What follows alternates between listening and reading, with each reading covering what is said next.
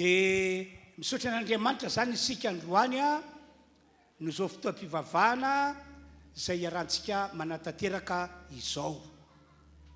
Mintsy matoky isika fa ny mason'ny tompo araka ny teny nambarany dia mitsinjo antsika rehetra ho anatin'ity fotoam-pivavahana ity. Mintsy matoky ihany koa isika fa Jesosy Kristy ilay tompontsika maty teo ambony hazo fijaliana miaraka amintsika eto afovoany eto. Ka ho fankasitrantsika an'Andriamanitra dia hitehaka farazay mafy dia mafy isika. Atao mafy ihany mitehaka. Jesosy tia anay, momba anay, mandrakizay, sa tsy zany ve? Alleluia. Manaraka izany manolotra ny arahaba ho antsika rehetra izay tonga manodrina an'ity fotoam-pivavahana ity ny tenako, ny tenan'ireto ekipa manoloana eto izay mitarika zao fotoam-pivavahana izao. Arabaina ianareo ary tsofinay rano amin'ny anaran'i Jesosy ny fiadanan'Andriamanitra araka ny tenin'ny anjelany dia teny hitoetra eo amintsika marina tokoa. Mena tompony voninahitra. Halleluia. Dia zao aza tompoko, andao hivavaka isika ka metraka n'ity fotoan'androany ity eo an-tanan'Andriamanitra amin'ny fonao manontolo. Oka no anaovanao vavaka, fa raha mivavaka amin'ny fonao manontolo ianao no ahita an'Andriamanitra miasa. Hivavaka tsika tompoko. Ry Tompoandriamanitra, Rainay malala, Rainay masina, Rainay izay ny an-danitra, misaotra anao zahay fa alohan'ny famindramponao lehibe dia velonaina ary toka somatsara ato amin'ity tranonao ity, miaraka manompo anao, miaraka manome voninahitra anao. Misaotra ry Andriamanitra, misaotra. Tsofinay rano ity fotoana ity, ho fotoana tena tahinao, ho tena asoavinao Andriamanitra.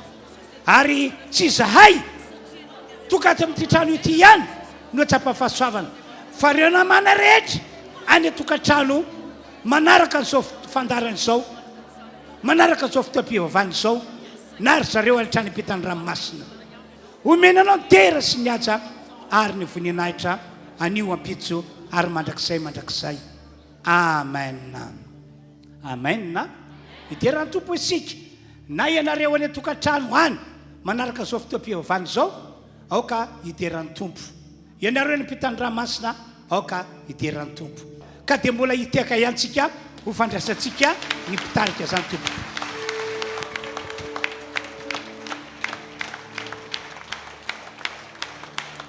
Halleluia.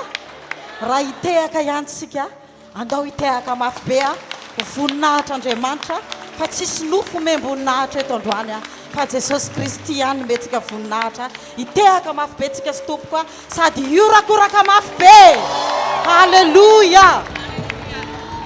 Mbola mamerina fiarabanantsika rehetrarehetra ihany indray tonga soma tsara eto amin'ity toerana ity, hiara hiteritsika, hiara nandratra, hiara nome voninahitra an'Andriamanitra, dia tononona sahady amintsika tsiraray avy ny fiadanan'i Jesosy Kristy. Amen. Tsy ho adinoina ihany koa miara aba sy misaotra antsika izay matoky ao amin'ny televizionnao any amin'ny tambazotra tsiraray any avy any amin'ny tokantranontsika tsiraray any avy misaotra indrindra amin'ny fanarana an'izao fotoana izao dia ny angatanay dia aharitra hatramin'ny farany eny antsika hiara hitera, hiara nandratra, hiara nome voninahitra an'Andriamanitra. Amen. Dia no hanomezantsika voninahitra an'Andriamanitra dia andaontsika hitsangana tompoko. Halleluia. Eto Jesosy androany, efa eto izy hatramin'ny maraina ary mbola eto izy amin'izao fotoana izao. Ka ninona zavatra mety hoe manahirana anao, ninona zavatra hoe efa mahakivikivy mahaleo antsika, andao hoentintsika eo anatrehan'Andriamanitra zany, fa ninona zavatra mifanena amin'Andriamanitra androany dia hivahany olana, ho sitrana ny aretina ary tsy tahaka ny diranao teto ny voanao androany. Amen. Dia andaontsika asaiko anao amin'ny anaran'i Jesosy anao anty hira fiakovany ity tsika eto Jesosy eto androany dia dia raha amin'ny fonao ray manontolo fefa eto izy dahoaritsika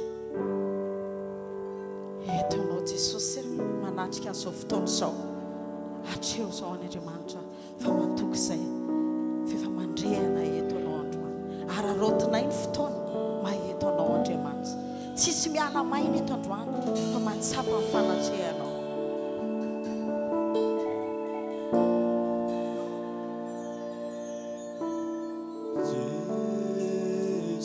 halleluja tsapana eto androany ny fanatrehanao misaotra Jesosy amin'izany fanatrehanao izany tsapako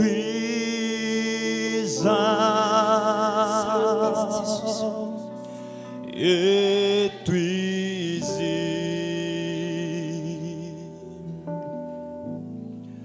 mirehitra ato anatiko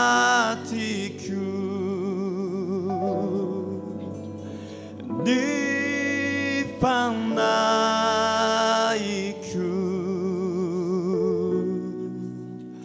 no ny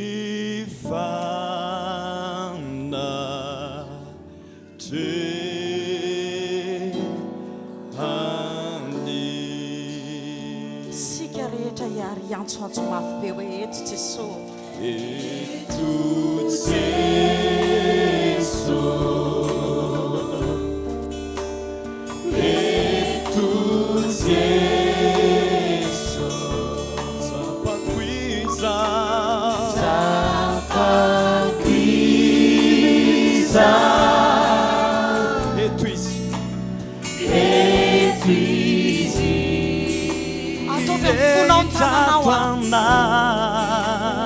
Rejato anatiku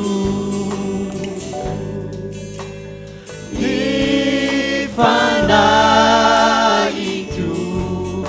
fanatrehanao duni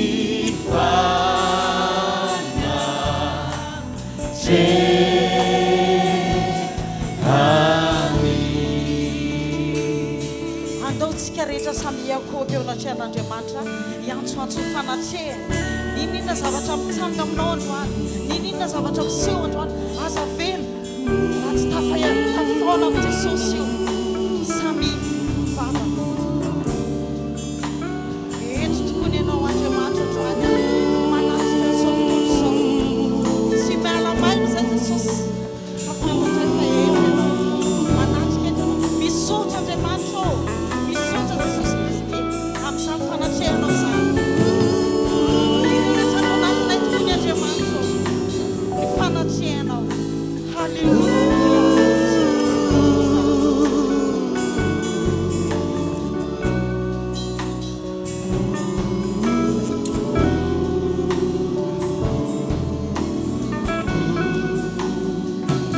sika rehetra mbola hiara mafiano hoe eto Jesosy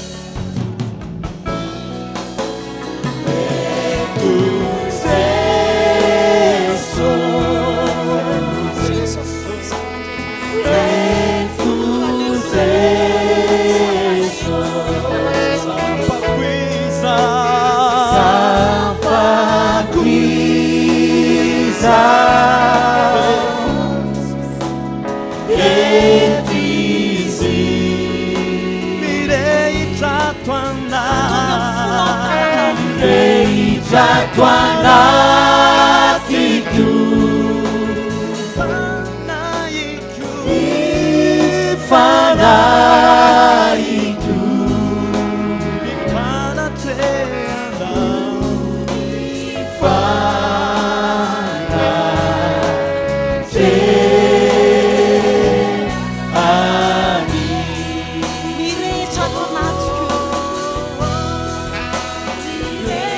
Rejato anatiku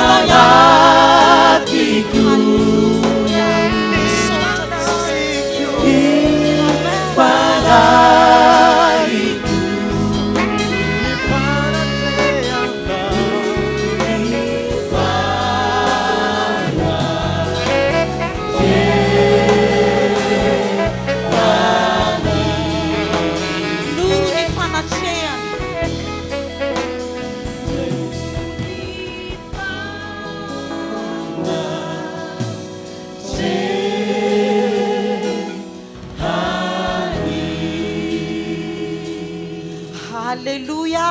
andao ity tanàna mafy be voninahitra Andriamanitra efa eto izy androany.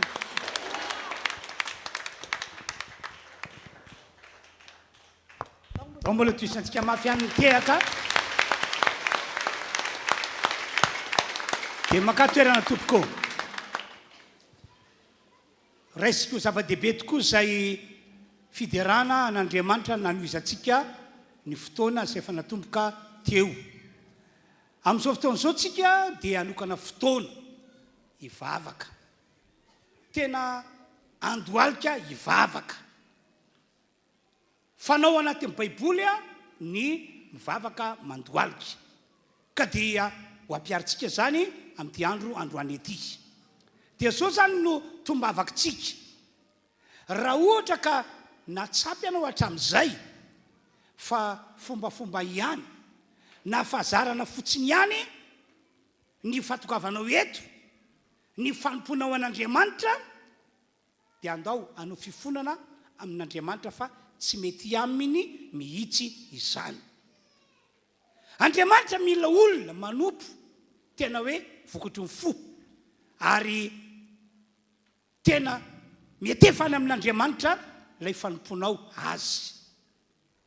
Ao anatin'ny vavaka iarahantsika manao ihany koa rehefa aveo dia hanao vavaka fifonana arahana fibebahana mihitsy isika. Raha ohatra ka natsapa-teny anao amin'ny maha-kristianina anao zao, amin'ny maha-olon'Andriamanitra anao zao, ka hoe nanota, nanao diso, nanao tsy fanao. Tsy mety amin'Andriamanitra mantsy ny fiainana manota rehefa tonga amin'i Jesosy ny olona. Dia hanao fifonana antsika, tena hanao fibebahana eo ny atrehan'Andriamanitra. Amen na? Dia farany moa tiako amafisitsika ny contrantsika amin'Andriamanitra hoe anao dia anolotianao azy, anompo azy, ary tsy emotra mihitsy na inona midolo na inona mitranga, na inona zavatra sarotra atrehana. Satria raha mimitry anao hoe na miverin-dalana mieritreritra avy anao fa misy hery tsara kokoa mihoatra noho ny herin'Andriamanitra na mihoatra noho ny herin'i Jesosy, ny devoly no miambina anao any raha miemotra sy verin-dalana anao vao may zava-doza amin'ny fiainana. Ka dia mafisy ny contranao hoe tompo mandrakizay anompo anao aho, tsy vadika aminao mihitsy aho. Amen na? Andao ary andohalika hivavaka mihitsy tsika rehetra. Nareo eto ihany koa afaka mandohalika mivavaka. Samy mivavaka amin'ny folo manontolo izy. Ho anareo izay samy mantoga eto aza atao mahasadaikatra anao zao tsika miaraka mandohalika mivavaka izao. Fa tena sehoy fa olona mitady an'Andriamanitra tokoa ianao. Sokafa mivavanao azy, sokafa mivavanao azy. Asandrato ny tanana ao anatin'ny fivavahana iarahantsika manao. Sokafa mivavanao, asandrato ny tananao, mivavaha amin'ny folo manontolo. Toy izy mivavaka azy, toy izy mivavaka tsika.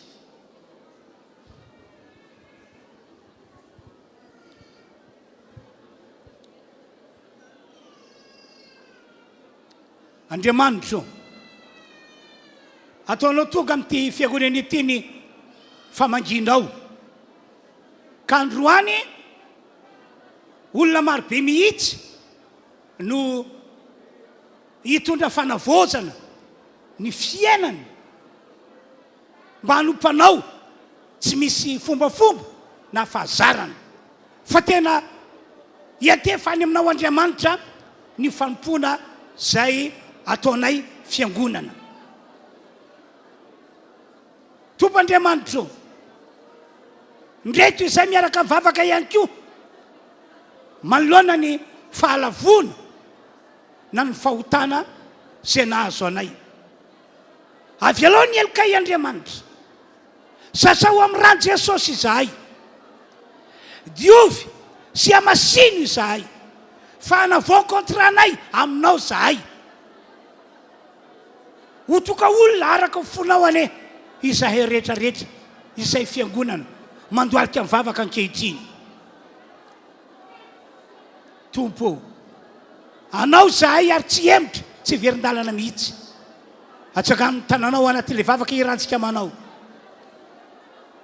Asehola etaetanao ho an'Andriamanitra androany. aseola etaetanao an'Andriamanitra androany. Samy mivavaka izy, samy mivavaka izy, samy mivavaka izy tompoko.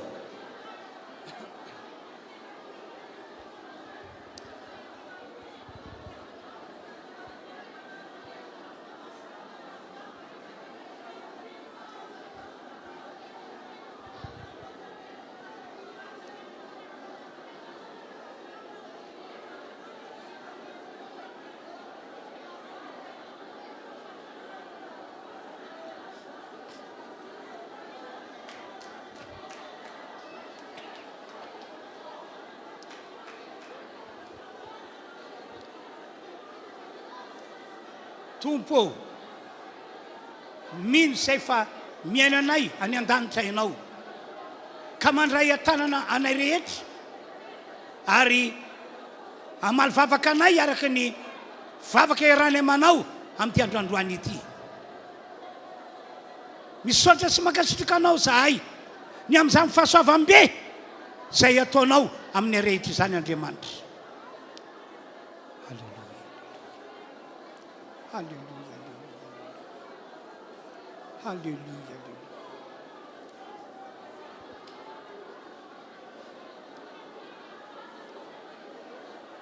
Amanjy zao fiangonana zao ianao fanahy masina.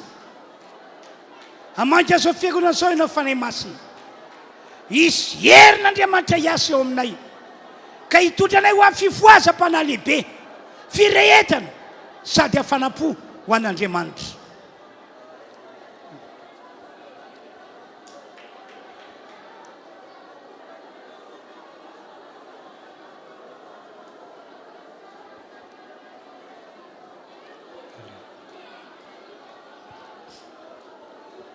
Misaotra anao Andriamanitra, manapaka eto anao ankehitriny ka dia ahery zahay, androso anao Andriamanitra tsy toy zahay amin'ny anaran'i Jesosy. Misaotra ry Tompo Andriamanitra, makasitraka anao zahay fiangonanao fa afaka nanokana fotoana nanaovana vavaka mandoalika ny ankohoka teo anatrianao ho fanamafisanay fa izahay rehetra ireto dia nompanao mandrakizay tsy vadika aminao mihitsy izahay. Misaotra ny amin'ny famindram-po sy famelan-keloka teo anoloan'ny fifonana ataonay no ireo fahazaran-dratsy no ireo fombafomba ny ainanay hatramin'izay. Tompo, anao zahay olom-baovao zahay ankehitriny ka nompanao amin'ny fonay rehetra. Misaotra ray, makasitraka amin'ny anaran'i Jesosy. Amen. Dao hiteka ho antompo isika tompoko. Raha mbola misy mahafono zany dia atao vian'ny teraka. Alleluia. Ny voninahitra dia ho an'Andriamanitra irery ihany a. Dia omentsika toerana ihany koa reto namana mpitarika fidiarana reto a. Sokafy ny Baiboly a ao amin'ny bokin'i Jakoba toko voalohany ka ny 9:20 no vakitsika amin'ny anaran'i Jesosy. Jakoba toko voalohany 9:20 samy manaraka tsara. Toy izao ny voasoratra: fahoaka ho mpakatonteny ianareo, fahaza-piaino fotsiny ihany ka mamitaka ny tenanareo. Mbola veriko vakiana le teny fa amin'ny alalan'ny écran no amakiko azy. Toy izao ny voasoratra amin'ny anaran'i Jesosy: fahoaka ho mpakatonteny ianareo fiangonana Refy Androdrakely, sy ianareo rehetra manaraka zao fotoam-pivavahana izao any amin'ny tokantrano misy anareo any. Dia zao no fampitandremana: aza-piainy fotsiny ihany, aza-piainy fotsiny ihany, fa raha piainy fotsiny ianareo io voasoratra io, mamita tena ianareo. Tena arabaky teny, mamita tena ianareo. Avy amin'ny alalan'izay teny nosoratra masina no vakiana izay ry fiangonana malala no akantsika fampianarana fampaherezana amin'ity androany ity. Mazava be mihitsy ny voalaza amin'ny Baiboly. amba olon'Andriamanitra antsika, ama kristianina antsika, dia mandidy antsika ny baiboly, tena mandidy arabaky teny mba ankatoa ny fahamarinany tenin'Andriamanitra isika, mba tena ho ankatoa avitsika hoe marina ny tenin'Andriamanitra voasoratra ato anaty baiboly ity, ary indrindrandrindra mba andeha arak'izay voalaza ny tenin'Andriamanitra isika. Ahoana le voasoratra teo? Fa aoka maninona? Hopakatony teny ianareo. Aoka hopakatony teny ianareo. Fa asa mpiaino fotsiny ihany, fa manjary mamitaka ny tenanareo ianareo, hoy ny soratra masina. Ambarako amintsika rehetra tonga manaraka ity fotoana ity na ianareo zay manaraka zao fotoam-pivavahana zao any tokantrano any, fa tena fahotana lehibe, tena fahotana lehibe eo anatrehan'Andriamanitra zay naharantsika zanak'olombelona ny fiainana tsy mankatoa ny famarinana ny tenin'Andriamanitra sy ny fiainana tsy mandeha araky ny voalaza ny tenin'Andriamanitra. Tena fahotana lehibe. Mino fa hainareo tsara ny tantaran'ny zanak'olombelona, fa Adamaseva ohatra rehefa napetrakan'Andriamanitra tao amin'ny Saidena, nahazo tsodrano tsara, nahazo firarintsoa fa indrisy, fa dia rehefa nandeha fotoana tsy nankatohan'Andriamanitra intsony zareo, ary tsy nandeha arak'izay nolazain'Andriamanitra azy ry zareo. Vokany dia ny baiboly hoe lavo teo ny atrehan'Andriamanitra ry zareo, nanota teo ny atrehan'Andriamanitra ry zareo, ary tahorina an'izay nitotona ny ozona teo amin'ny Adamaseva sy ny tarana mifandimby manaka ankehitriny. Ary tsy vitan'izany fa lay devoly zay nambaran'ny baiboly hoe anananareo fahefana, dia inona ny tranga? Ny devoly indray lasa nanana fahefana teo amin'ny zanak'olombelona. Zay mahatonga amin'ny teny hoe itsy fankatoavana an'Andriamanitra na tsy fehezantsika olon'Andriamanitra andeha araka tenin'Andriamanitra io, dia tsy azo mahaivanina, tsy azo hodina tsy fantatra, hodina tsy hita, fa tena fahotana lehibe. Ary le izy tsy hoe fahotana mitondra olana ho antsika tety ambony tany fotsiny, fa fahotana manakana ny olona tsy hitra any an-danitra rahatr'izay. Ambarako amintsika rehetra ihany koa ambonin'izany fa tsy misy azon'Andriamanitra tao hanamarinan'Andriamanitra ny teny nolazainy ato anaty baiboly ity. Tsy misy azon'Andriamanitra tao hanamarinana ny teny fikasana voalaza ao anaty baiboly ity. Tsy misy azon'Andriamanitra tao hitondrana fitahina na hoe andatsana ny herin'Andriamanitra hampahomby na hampamety ny ataontsika raha ohatra ka tsy mankatoa an'Andriamanitra sy ny teniny isika, na ihany koa hoe tsy mandeha arak'izay voalaza ato anatin'ity baiboly ity. Ary tsy misy fangakana azon'Andriamanitra tanterana ihany koa, zay ny marina, raha ohatra ka tsy mankatoa sy tsy mandeha araka voalaza tenin'Andriamanitra isika. Noho izany amin'ity androandroany ity, miteny Andriamanitra amin'ny alalan'ny mpanompony, hoy izy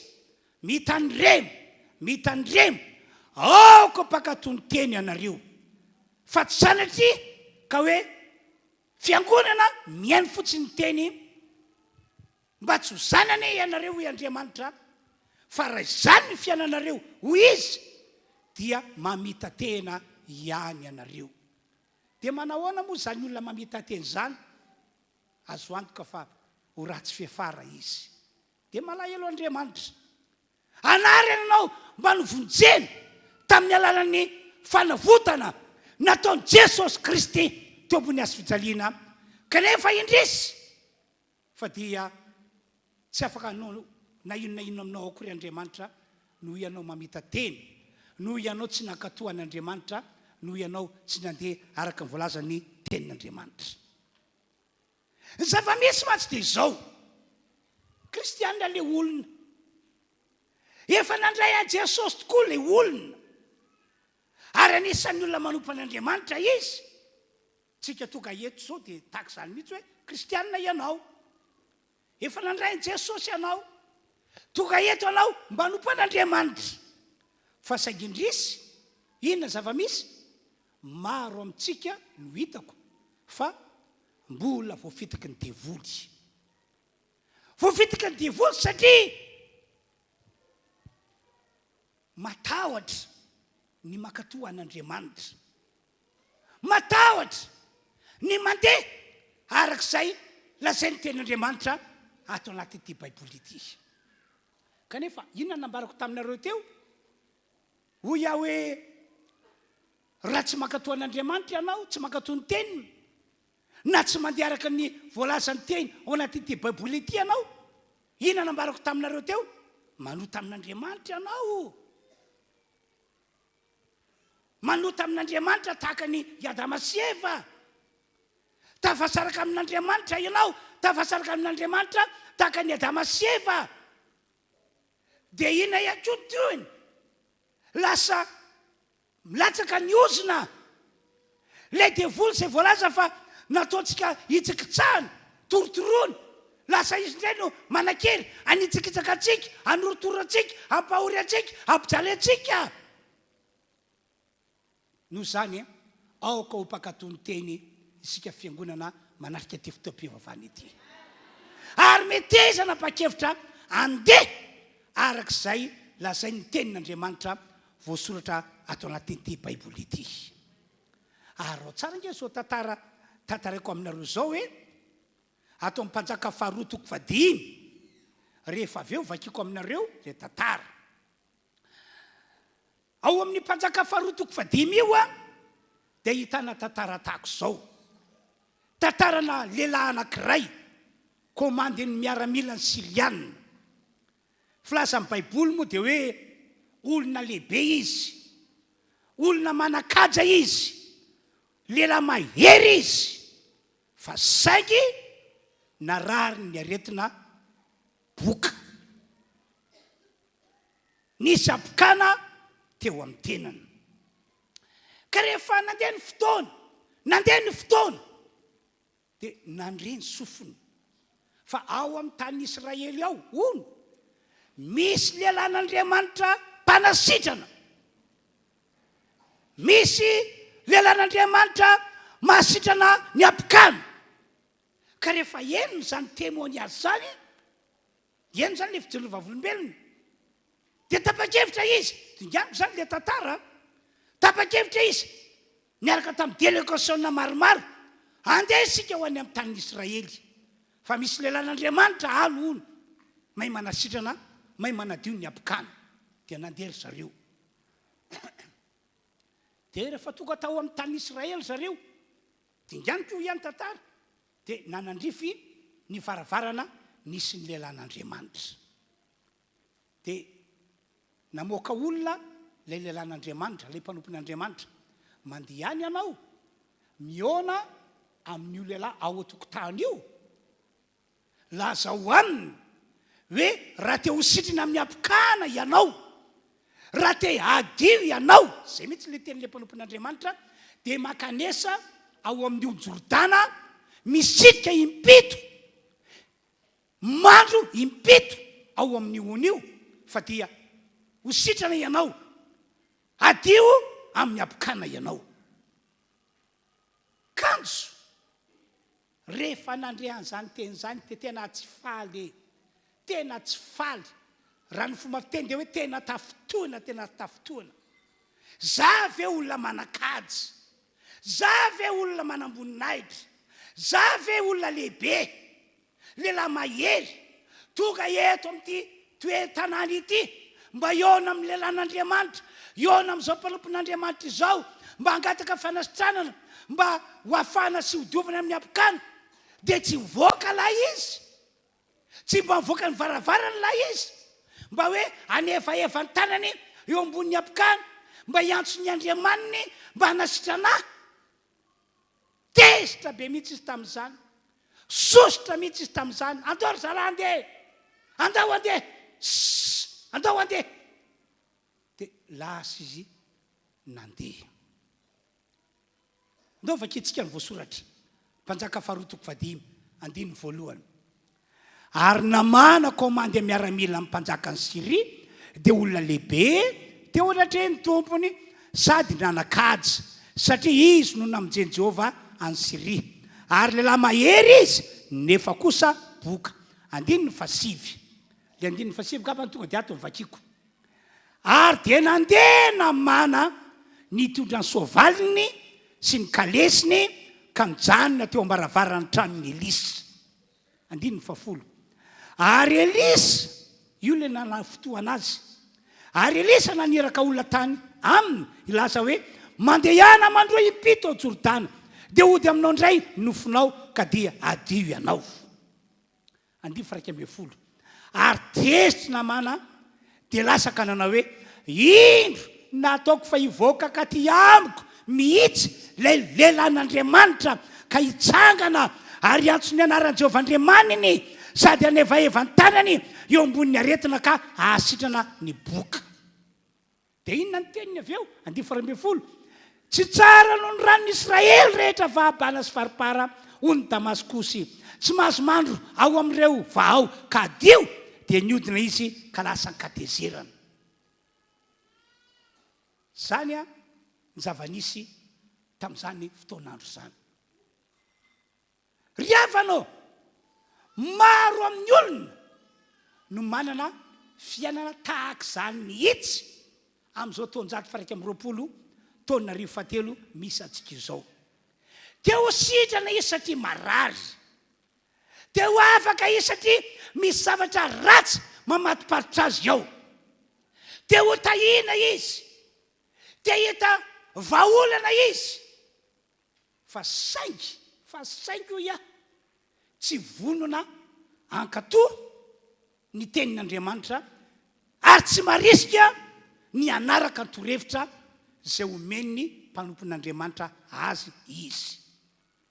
Dia ho sitrana izy, dia ho afaka izy, dia ho tahina izy, dia hita vahaolana lehibe mihitsy izy fa efa tsy zaka ny atodony intsony le zavatra manjo azy. Fa saingy hoy aho hoe manana ny lohany ny maro amin'ny olona, manana ny heviny ny maro amin'ny olona. Tsy hafa fa tahaka ity lehilahy boka ity, lay lehilahy antsoina hoe Namana, na hoe lay lehilahy antsoina hoe komandy miaramila ny Siriana. Firifiry ry havana malala, reo olona tonga ao ambiraoko a, tsy ray tsy roa tsy telo fa be dia be. Ina moa ny atondeny ionany amiko ambirao? Satria marary izy. Efa tena afa-po izy tamin'ny fitsaboana ny aretina nazo azy. Satria manana olana izy. Ary efa tena tapidalaka le tahaka sokona nanany bato mihitsy. Tsy haintsona hiakavisa hikavanana fa dia resy. Dia niany heriny sisa dia hoe andao hoany androrakely. Andao iona amin'izao mpanompon'Andriamanitra izao mba angatabavaka, mba hametrany tanana, mba ho afahana amin'izao zavatra manjo izao. Dia rehefa tonga moa ny olona ao ambiraoko dia mihaino tsara nataoko, mihaino hoe inona avy ny zavatra tantarain'ireto olonreto. Dia velako io tantara io, misy aloha tena lava be mihitsy zavatra tantaraina.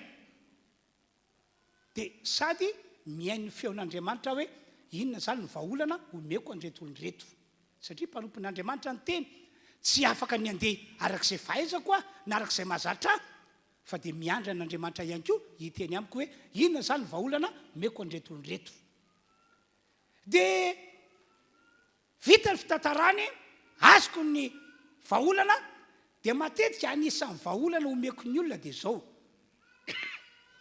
Tsara aminao madama, tsara aminareo mivady, tongava mihitsy aloha ianareo mamonjy fotoam-pivavahana tanterana atao fiangonana refia Androrakely mba farafaratsiny ny efatra misesy tsy tapaka mihitsy tonga avy anareo fa ivan'ny olana na hoe isy famonjena magaga ho ataon'Andriamanitra eo amin'ny fiainanareo dia misy amin'ireny olon'ireny dia tsy misy valaka fa mitovy amin'ity lela-boka tonga tao amin'ny tanin'Israely mba hitady fanasitranana hitady fanadiovana mitovy tsy misy valaka zao ny fomba fitenin'ny olona tsiray tsy roa hono apastera tsy maintsy makaty aminareo ve zay vao tena mivan'ny olana tsy maintsy makaty aminareo ve zay vao tena ho tonga tahako zao na ho tonga tahako zao dia hoy aho tompoko ny mety indrindra makaty ary maninona zay pastera mbola mitoika ihany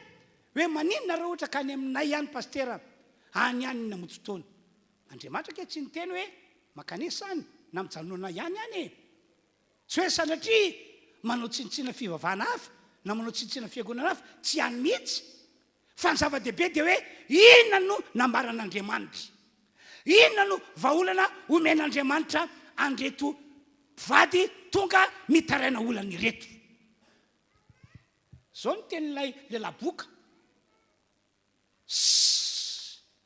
fa ka dia tsara lavitra noho ny rano any aminay hony Jordany abana faripary hony Damaskosy maninona aho raha ohatra ka any no misitriky pito any zay no mandry pito raha zay no masitrana fa ka dia tsy maintsy ao amin'iny Jordany adin'ny olona fa Andriamanitra ke mame vahaolana ho an'izay manatona mpanompon'Andriamanitra ho an'izay miresaka mpanompon'Andriamanitra ary ny anjaran'ny olona dia hoe zay ve ny hevitra avy any an-danitra mila mankatoa mila mandeha araka ny voalaza dia verenantsika indray tantaran'ilay lela-boka teo dia lasa katezera ny sositra dia lasa nandeha andao mana fotoana andao andeha tsisy nateny délégation rehetra fa dia hay andeha fa soa ihany fa nisy lehilahy anankiray tao mpanompo zany mpanompo zany ka sarotra ny teny amin'ny tomponao hoe ianao no anontsaina azy na hoe ianao no anome hevitra azy le mpanompo tamin'ny kiaky raha hono mpaminany zao nataonao dia ho tanteraka ny fanirianao mova tsy tokony nanao ve ianao tompoko raha hoy izy hoe mandehana misitrika impito ao amin'ny rano Jordana mandeha mandro impito ao amin'ny rano Jordana dia ho sitrana ianao adio ny apokanao kiaky tsy tokony nanao n'izany ve ianao tonga saina tapoka ilay komande miaramilan'ny Siriana ilay lela-boka tena misy fahamarinany ihany zany tena nirytena izy eny ary andao otrony fa ndeha hisitrika amin'ny rano Jordana io impito dia lasa izy nandeha sitrika tao izy ray izay fandrona tany amin'ny fampitony akory zava-magaga ry avana malala fa sitrana izy niala tamin'ny aretina boka ome vonahitra mitehaka ary anorokoraka mabe Andriamanitra halleluja amen ry avana malalo aoko mpakatony teny ianareo fa tsy sanatria fiangonana mpiainy fotsiny ihany fa tsy mankatoa tsy mandeha arak'izay voalazan'ny baiboly aoko mpakatony teny ianareo fa raha tsy mankatoa ianareo dia namany mamita tena ara-paky teny namany mamita tena maro amintsika kristianina tokoa nge maro amintsika olon'Andriamanitra no tahak'izay ara-paky teny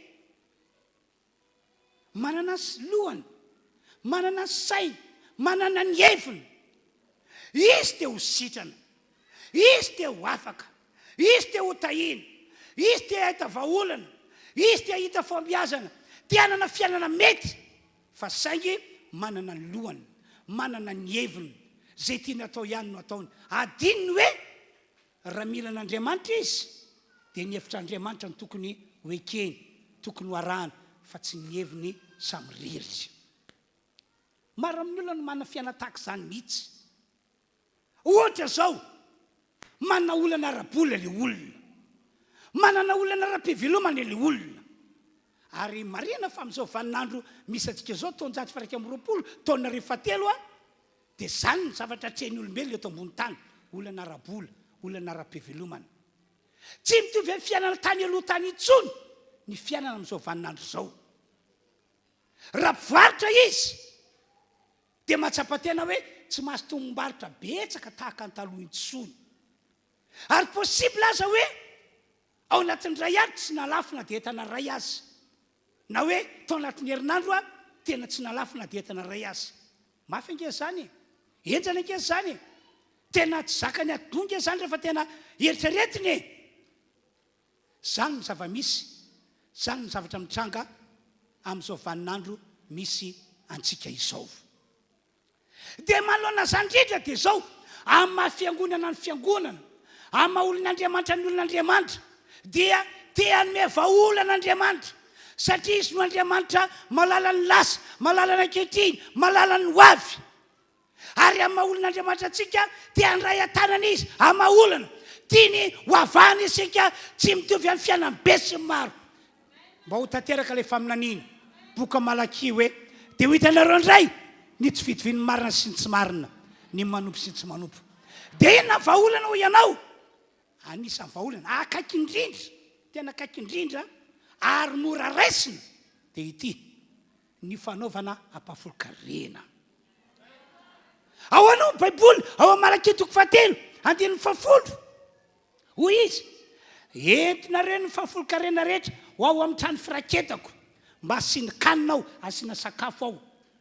Dia ahoana hoy Andriamanitra, ary izao toetra amin'izany ho Jehovah tompony maro, raha tsy hovoako anareo varavarana lanitra ka ampidirako fitahiana manana ambiapo anareo. Zay ilay teny voalohany ataon'Andriamanitra, ampidirako fitahiana manana ambiapo anareo. Zany hoe io lanitra io zany araka ny tenin'ny Baiboly dia misy varavarana io. Ary miankina amintsika ny anokafan'Andriamanitra azy io, na hoe anakaton'Andriamanitra azy io. Miankina amintsika. Raha io mikatona, tena tapidalaka ilay tosakona nanany bato ianao. Na dia kristianina, na dia olon'Andriamanitra, na dia fiangonan'Andriamanitra ary isika ho tapidalaka ilay ihany. Raha io mikatona. Dia inona vahaolana? Eto ny ampahafolo-karena. Eto tsotra ke torohevitra men'Andriamanitra e. Amin'ireny zavatra nomeko anao reny atokany ny ampahafolony. Dia eto ao an-tranon'Andriamanitra. Fa ny vahaolana ho anao manoloana ny olana ara-bola na manoloana ny olana ara-pivelomana dia zay. Dia ho tahiko anao i Andriamanitra. Dia fanampy zany, io dia voly izay mpandany io ho teneniko io. Zany hoe tamin'io ihany Andriamanitra no nanapa-kevitra hoe za mihitsy no hitrantsehatra eo amin'ny fiainanao, eo amin'izay ataonao, hiteny mafy ny devoly mba tsy hanao ny ataony, tsy hanao mission eo amin'ny fiainanao intsony rehefa manao ampahafolo-karena ianao. Amen. Dia ao anay ihany koa ny voalazan'i Jesosy, Luka 4:30. Io voasoratra io, omeo dia mba omena ianareo. Zany hoe isika aloha mila manome ho an'Andriamanitra. Dia izy be mihitsy ke nivavaka ataon'ny sasany amintsika e. Hoe Andriamanitra omeo aho mba afaka manome anao. Na hoe Andriamanitra omeo re tsy manana mba afahany manome anao. Ry havanao, Andriamanitra dia malala fa misy eny aminao. Na dia kely ihany azy, misy eny aminao. Ary manoloana izay fanananao izay, na kely azy, dia mila manome anao, mila mamafy anao, mila manampy na manohana ny fanjakan'Andriamanitra ianao, mila mamatsy ny fanjakan'Andriamanitra ianao. Amin'ny alalan'izay eo an-tananao, na dia kely ary misy eny an-tananao. Omeo Jesosy dia mba omena anareo. Farampina, raha manome anareo dia omeko, fatra tsara sady ahitsana no afatatro dia omeko anareo. Farak'izay ataonareo, arak'izay fatra omenareo no amarana anareo ihany koa. Ry havana ahoana tokoa moa no ivan'ny olona arabola eo aminao raha ohatra ka tsy masa manao ampahafolokareny ianao? Ahoana no ahafan'Andriamanitra maman'ny olona ara-pivelomana eo aminao raha ohatra ka mahihitra ianao, mafitanana ianao, tsy mba mandray anjara mamatsy ny fanjakan'Andriamanitra akory? Nefa zay ny prinsipan'Andriamanitra, mila manome ampahafolokareny na mila mamatsy ny fanjakan'Andriamanitra dia mandray antanana anao izy. Io ngery havana taka mpamboly manana ny lalàna nge ny famboleny.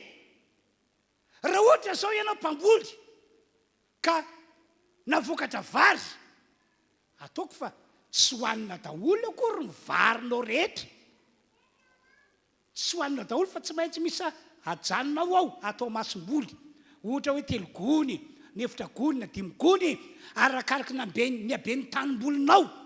Zay no atoko anao eo. Dia mety misy fotoana hoe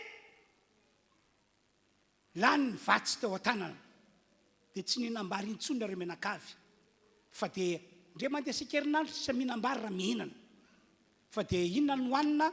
Mangahazo fotsiny ohatra. Inona no hoanina? Tsaramaso sy mangahazo nasiana hena dia nasiana sira fotsiny ohatra. Ohatra zany.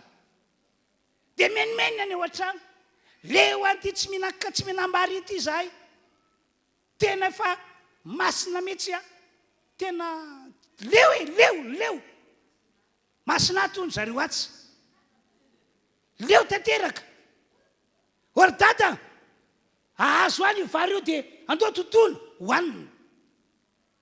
Raha nahazana tontolo dia natao hoanina, voky any ianao tao anatin'ny 2 volana, 2 volana, 3 volana na maherin'izany. Fa anao ahoana ny apitsinao? Anao ahoana no avinao? Homosarena zany fianakaviany zany, homosarena, satria lay masom-boly mihitsy no hoanina. Fa ianao tompoko, raha te ho tsara ny apitso sy ny hoavy ray manontolo, te anana ny ampy amin'ny lafin'ny vary, ny masom-boly tsy maintsy fonao afafy any amin'ny taniketsy ho ambolena mba azahoana vary be dia be amina gony. Tsy maintsy. Dia mitovy amin'izay mihitsy ny tian'Andriamanitra iainantsika fiangonana. Tsy maintsy manokana ny ampahafolony foana ianao, tsy maintsy manokana famatsiana ny fanjakan'Andriamanitra mandrakariva ianao. Fa izany no lalana tsara indrindra avy any an-danitra avy amin'Andriamanitra ahasoa ny fiainantsika. Dia hoy aho hoe aoko mpakatony teny ianareo, fa tsy sanatry mpiainy fotsiny ihany ka mitaka ny tenanareo. Antoka vakitsika ilay mpanjaka voly faharoa toko 5 dia manomboka ny 17 dia nanantona mpanompony ka niteny taminy hoe, rikako na dia zavatra lehibe aza no nasain'ny mpaminany ho nataonao, moa tsy mba ho nataonao va izany? Ko maika fa raha hoy izy aminao mandroa dia adio ianao. Dia nidina izy ka nisitrika tao Jordana impito araka ny teny lelan'Andriamanitra, ary nofony dia tonga tahaka ny nofon-jazakely indray ka nadio izy. Halleluja. Mitsodrano anareo fiangonanao, mba tsy ho titira fotsiny ma fiangonana antsika, fa anao ny fankatoavana ny tenin'Andriamanitra ho zava-dehibe, ary indrindrindrindra mba handeha arak'izay voalasan'ny tenin'Andriamanitra ato anatyity baiboly ity. Zay rehetra tapa-kevitra ho amin'izany dia hitan'Andriamanitra miasa na izy, ahitan'Andriamanitra mamonjy na izy, ary ho tsara fiafara izy. Halleluja. Ary ao indray ty tantara manaraka tantarako aminareo ity dia ny tantarany Petera, ao amin'ny Luka toko 5:1 ka hatramin'ny 5. Rehefa avy eo vakiko aminareo ilay tantara. Ndray andro nanarato Petera sy ireo namany. Nanarato nandritry ny alina fa tsy nahazo na inona inona. Marana ihany ny andro farabaky teny tsy nahazo na inona inona.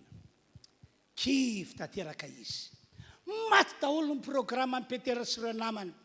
Angamba ny zareo tamin'izany nieritreritra hoe raha vao mahazo trondro be dia be hoe tsika dia ho faly madama, vidy lamody madama, faly ny ao an-trano fa dia afaka hividy le zavatra toy zao le tena be valeur. Indrisa nefa fa dia nandamoka ny raraha, nandamoka arabaky teny ny raraha, tsisy azony natao. Saorana moa Tompoandriamanitra fa nandalo Jesosy niaraka tamin'ny olona be dia be, dia tonga teo anatreny Petera. Dia hoy i Jesosy tamin'ny Petera, Petera, mba hampindramo any samby kelinao ho ampiasaiko, afako mitoroteny, afako mampianatra ny tenin'Andriamanitra, fa sahirana be amin'reto olona be dia be reto. Amin'izay zay ny ambony lakana ny olona amoron-dranomasina mihaino ahy. Dia nampindramo Petera ny lakana. Vita ny asa nataon'i Jesosy, dia nanatona Petera Jesosy. Petera, zao makanesanao iny amin'ny lalina, dia atsipazo ny aratonao, fa azo trondro be dia be ianao. Dia inona navany Petera? Zay le maolona ny olona, ohatrany hoe tiany ohatra foana, tia andà foana, ohatrany hoe le hevo foana mety tsara indrindra. Zany zany Tom Petera, hoy izy, tompoko, nandritry ny alina no efa nikely iainao sy reto ekipa reto, nanarato teto amin'ity toerana ity, fa tsy nahazo na inona inona. Hitanao zao maraina ihany ny andro fa tsy nahazo na inona inona. Dia tonga sainany ray Petera avy eo hoe iza moa te miteny amiko ity? Tsy mbola fantany hoe misy io, le masina teny io, le masina vava io. Dia hoy izy, kanefa no ny teninao tompo dia alatsako ihany ny arato. No ny teninao dia alatsako ihany ny arato.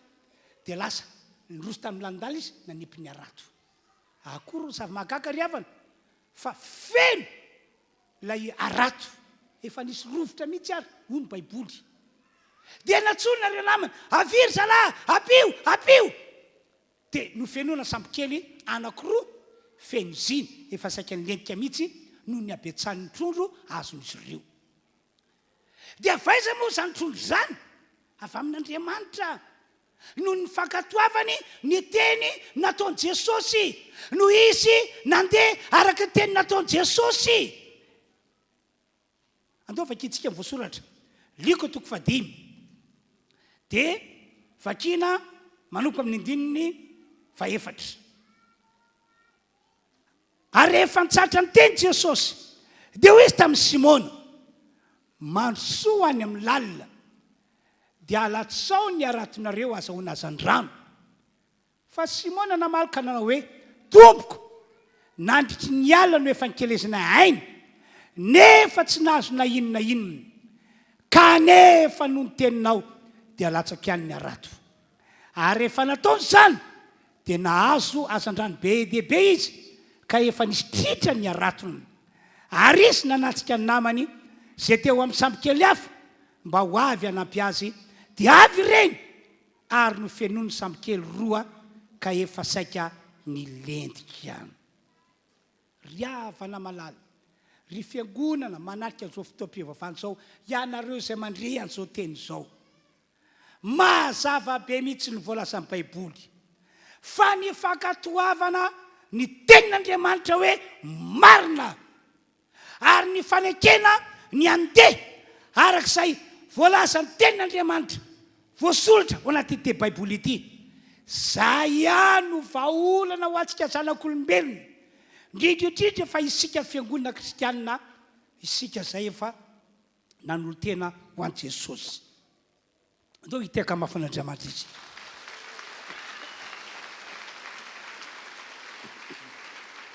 Zay ihany ry havana malala no vahaolana ho antsika.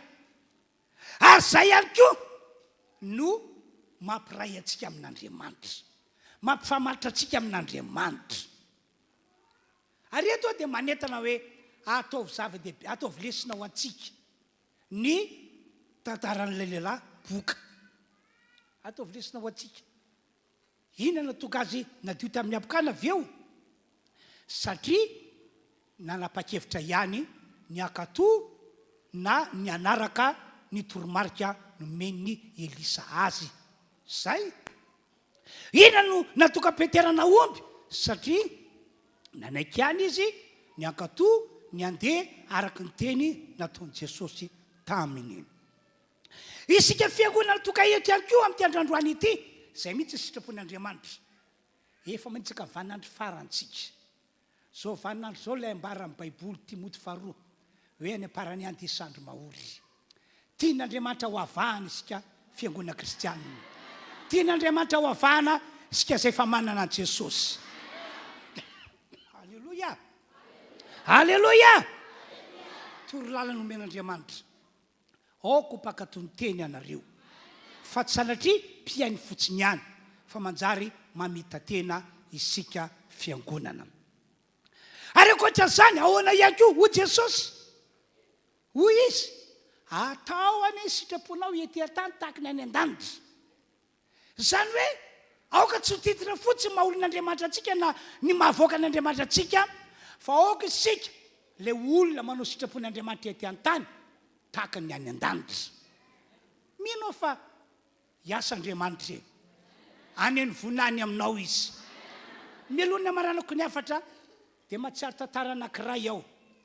Ty tantara ity tantaran'ny voalaza amin'ny Jaona 1:20 mikasika any amin'ny nananganan'i Jesosy any Lazarosy tamin'ny maty. Tonga tena fasana Jesosy. Jaona 1:20 misy an'izay tantara zay.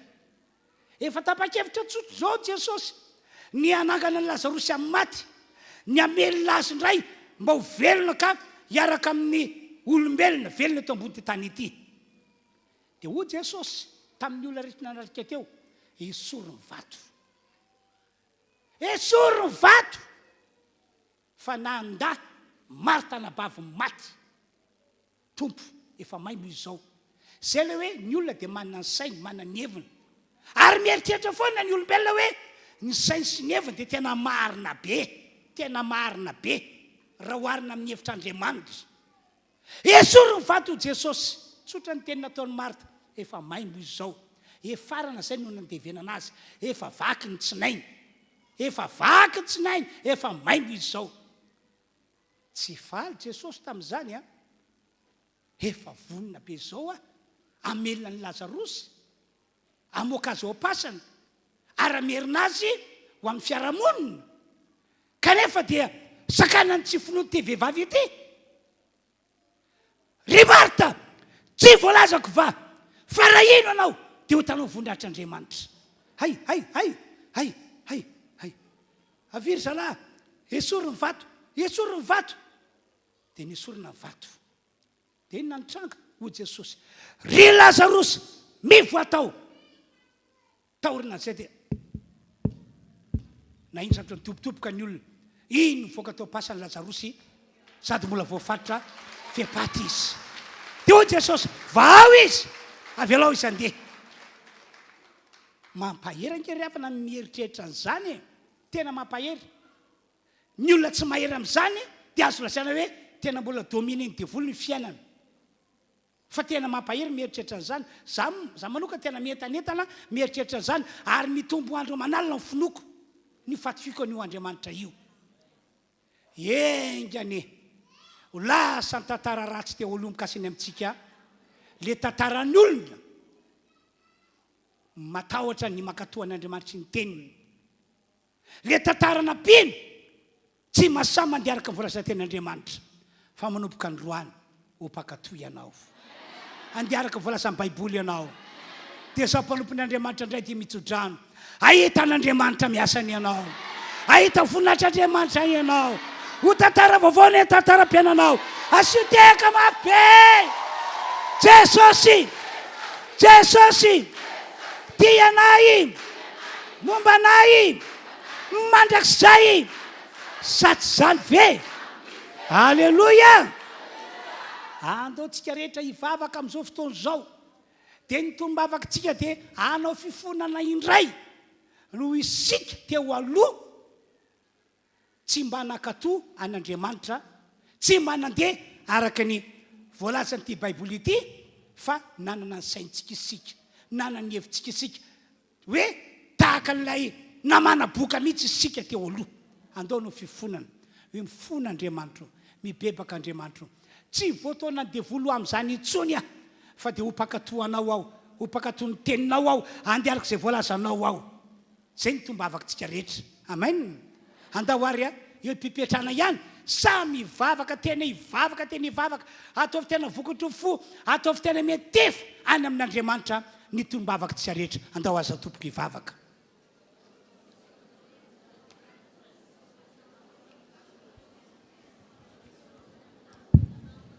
Samy hivavaka izy.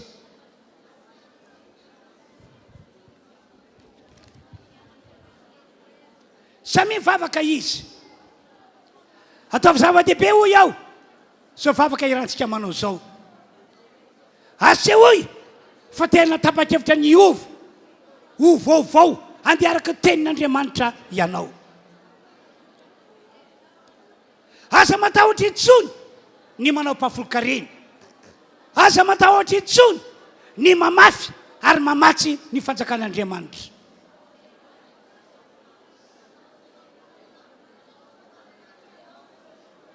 Samy mivavaka izy.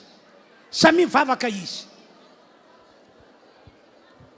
Alleluia. Misaotra tompo, misaotra sy mankasitraka anao aho. Ty an'izao fiangonana izao ianao, hopakatoanao ty fiangonana ity, andeha araka ny voalazan'ny teninao ity fiangonana ity. Amen. Dia mangataka anareo ambangina, akipio ihany anefa ny masinareo, dia angatako mba apetrakareo amin'ny fo ny tananareo. Enina dia ianareo any tokantrano azy, dia apetrao eo amin'ny fonareo ny tananareo. Andriamanitra, mijoro eto anatrehanao ny mpanomponao, manao vavaka fifonana ho an'ny fiangonanao rehetra.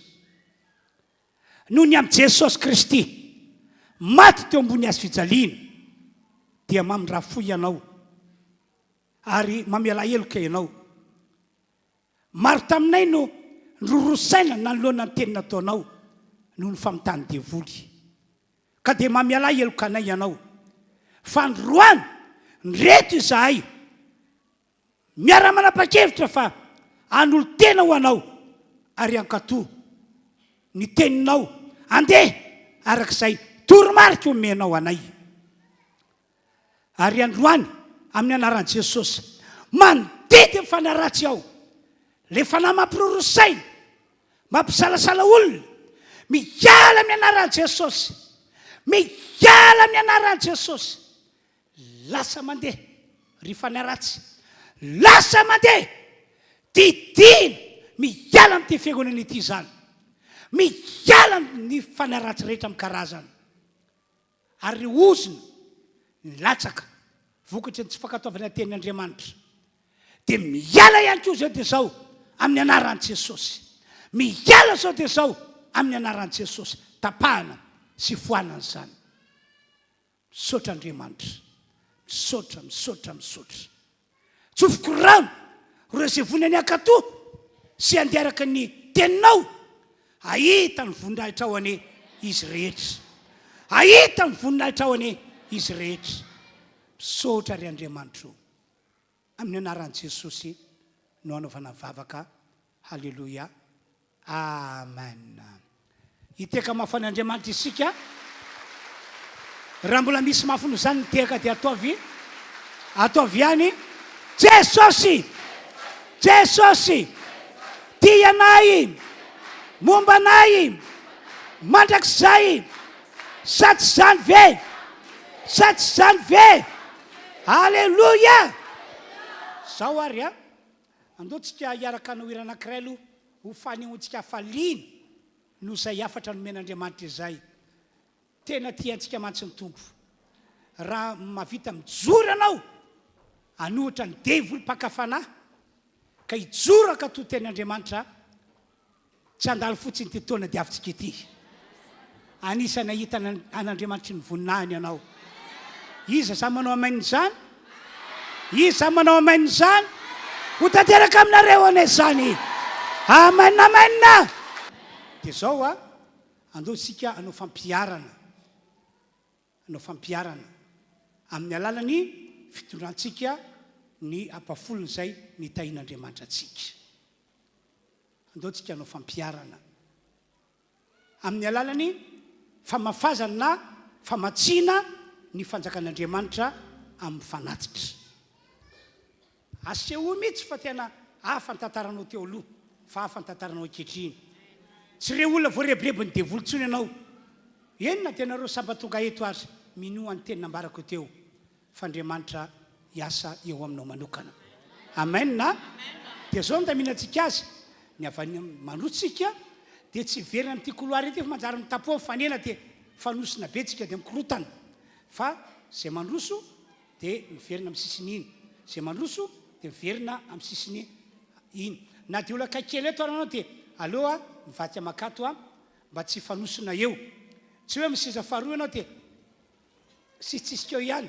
fa aleoa na miandrasa amin'ny farandrindra mandroso antsika tompoko zay nitondra ny ampafokarena na ny émissiontsika mandroso dia rehefa avy eo tatazany toerana iny fanatitra fanaontsika hatramin'izay tompoko mbola katantsika reto ekipa reto anentana antsika amin'ny voninahitra an'Andriamanitra amin'ny hira ataontsika tafapaka hatrany an-danitra mihitsy It's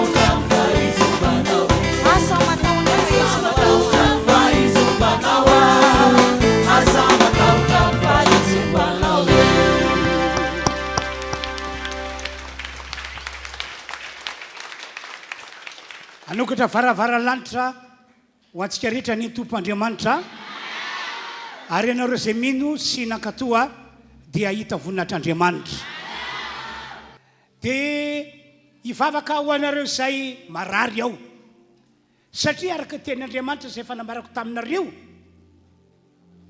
ny anaran'io Andriamanitra ivavahantsika io raha miteny Hebreo Jehova Rafa zany hoe Jehova mpanasitrana ary rehefa nampitondra faminaniana izy fa amin'ny alalan'ny kapoka mahazo le zanana tokana no anasitranany ny olona rehetra izay marary na iza na izy koa raha mino an'izany ianareo dia hiala aminareo ny aretina amin'ny alalan'ny vavaka izay ataoko anareo anio izy herin'Andriamanitra hiatefana aminareo ka ho sitrana ianareo apetrao amin'ny faritra misy marary anao ary ny tanana na apetrao amin'ny fonao dia akipio masinao fa hivavakatsika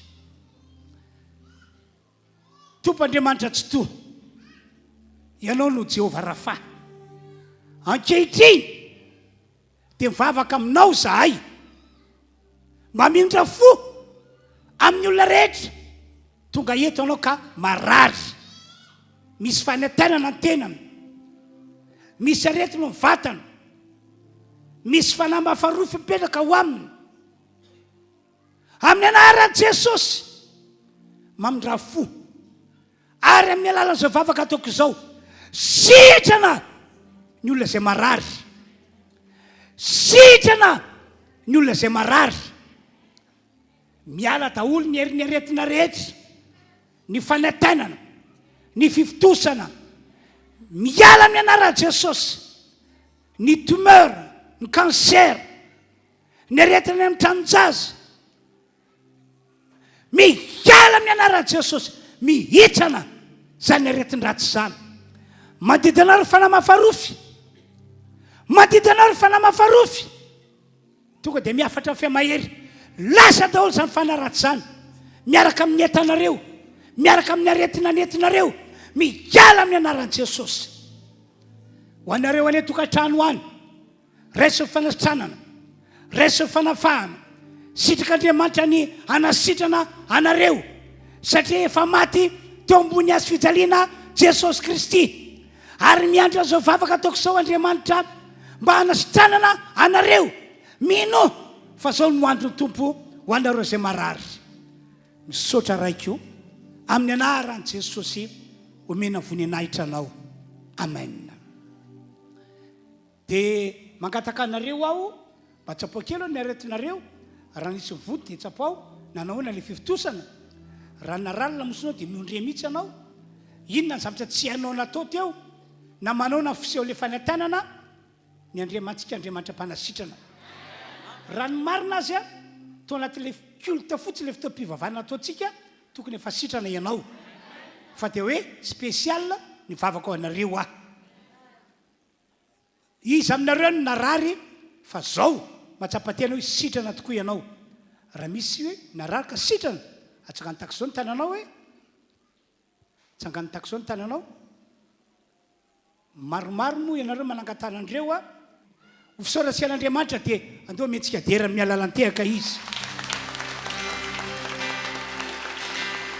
ho faranantsika zany ny fotoam-pivavahana izay nataontsika teto androany ho anareo moa izay sitrana teo a mba angatako anareo a anatona vetivety atao mivelany ato a anatona vetivety eo zany anareo indrindra fa ianareo izay tena tsapa hoe aretina mafy nazo anao kanefa sitra ianao zao mirava zao zany a mba tsy ho tarabe ny fandehananao ao hivavaka antsika tompoko misaotra anao zahay ry Andriamanitra fa vita somatsara ny fotoam-pivavahana izay nitondranao anay tamin'ity andro androany ity misaotra sy makasitraka anao zahay fa nasianao miariary anay teto fa tena tia anay ianao ary vonina hitondranay ho amin'ny fiainana miavaka ka dia nanarinao zahay ary nito aminao mba hakatoanao andeha araka ny voalazan'ny teninao misaotra raha eo omena voninahitra anao anio ampitso ary mandrakizay amin'ny anaran'i Jesosy amen dia mirava antsika tompoko Awary. dia isan'ny tantarana fanasitrana no men'andriamanitra azy Aleluia, voninahitra ho an'i Jesosy fa mbola hariva zany za vombo dia mandeha avy nanao répétition tanteram-piangonana dia ao ambony tany an-trano dia nitsahana tômôbilina ny tongotra teo asabotsy satria be olona be moa any aminay dia nandeha teo amoron-dalana tsara fa nisisika be dia nitsahany avy ao aoriana ny faladihako dia vonto be dia za zany efa tsy nananeritreritra alina satria nanaintaina be sy mivoto be hoe tsy tonga ty am-piangonana ntsony androany sady tsy afaka hiakatra hidera andray anjara ny fiderana dia kanjo moa nanao izay ho afaka any aho tonga da ty am-piangonana dia tamin'ny culte maraina niditra tamin'ny valo aho dia efa tsapako mienahena ny fivitosana dia efa naiky tsy hiakatra mihitsy aho fa napereziny namako hoe andao miakatra foana fa efa tonga eo ve dia kanjo teo amin'ny fiderana teo dia voninahitra ho an'i Jesosy fa tena nitsahatra tanteraka le fanaintaina na afaka nitsinjaka nandia dia vao maika nivavaka ny mpanompon'Andriamanitra teo dia tena tsy henikitsoa mihitsy dia afaka mandeha tsara zao dia tsara ny tompo sady manasitrana. Alleluia. Voninahitra an'Andriamanitra moa ny jiroko vavolombely eto fa za zany nididina tenda tamin'ity taona ity dia rehefa nazao fibro zany ny tendako zany nataon'ilay dokotera nazao dia tsy nentiny sokatra mihitsy amin'ilay lalakanina dia rehefa mitelina sakafo dia malany ihany fa rehefa ohatra hoe rorana telina dia tsy voatelina dia avy eo syndrovaka tampoka amin'ny matory amin'ny alina ny tena olana be dia nefa tamin'ny teo nefa ny alay vavahan'ny mpanompon'Andriamanitra teo dia nisaotra an'Andriamanitra fa henoko tsisy manelingelina tsony ny tendako fa sitrana somatsara dia voninahitra an'Andriamanitra. Voninahitra an'Andriamanitra ny jiroko vavolombelona eto za zany marary misy fanaintainana foana ny vatako na manao zavatra ary dia mila tsy havita nefa hatramin'ny vavahana teo ilay voaingana teo iny dia nitsahatra amin'ny fanaintainana tamiko. Voninahitra an'Andriamanitra. Voninahitra ho an'i Jesosy moa jiroko vavolombelona fa za zany voan'ny accident tamin'ny 9 nandeha tany Manalalondo tany zay nandevina ny rafozan'le zanako vavy dia rehefa nandevina tany zay dia nivadibadika be ny tômôbilina nandehananay amin'ny andro amin'ny 1:10 sasany alina dia tonga zay nentina verina taty Rivomamo natao urgence tao dia voninahitra ho an'i Jesosy fa izay fa inona nazo anao tamin'izay taizana narary tony ana vonto be latsaka nanao an'izao dia tsy afaka tonga teto mihitsy ny zany fa tsy haiko hoe volana tapaky ny oktobra teo mihitsy zay vao nakatikatra fa voninahitra ho an'i Jesosy fa tena sitrana zao tena sitrana ianao teo ve mbola narary mety ny manaintaina misy rahavavy tsy tataraiko an'izany foana dia tsy afaka mikiraro mihitsy ny fa vao mikiraro zao dia mieniko izy manaintaina dia testeko manao kiraro foana dia teo tena sotra ny tompo voninahitra ho an'i Jesosy fa tsy nanina tsisy marary tsony zao eto teka mafa Jesosy ka rehetra tika mafarany alohanao vitivety azy. Voninahitra an'Andriamanitra ny jiroko vavolombelona eto fa za zany 2 andro lasa izay niakatra ny tensionako dia tamin'ny zoma tsy navita ny asa satria narary dia omaly hariva mbola narary be ny hatokako dia rehefa dia nila tarehako iny ohatra ny narary be dia lasa miakatra aty amin'ny tapon-dohako aty dia efa nieritreritra ny tsy tonga aty am-piangonana tamin'ny maraina satria efa piditra amin'ny valo izay fa ohatran'ny hoe misy hery manosika ihany tonga aty am-piangonana dia niditra tamin'ny 10 teo izay tapon-dohako tato mbola narary be fa tao anatin'ny vavaka fanasitranana teo no ohatran'ny henoko hoe tonga dia nisinda be ilay aretina tao anatin'ny lohako tsisy marary tsony nila tarehako ilay narary iny dia voninahitra ho an'Andriamanitra rery ihany. Amen. Zay ka mahafitirana vavolombelona tira matoty moa zany nitratra ny Covid tamin'ny aretina farany teo fa dia sorana tompo fa na dia efa 20 taona eny 20 taona ary izy tratra n'izany dia noho nivavaka natao dia sitrana tanteraka io tazonareo io.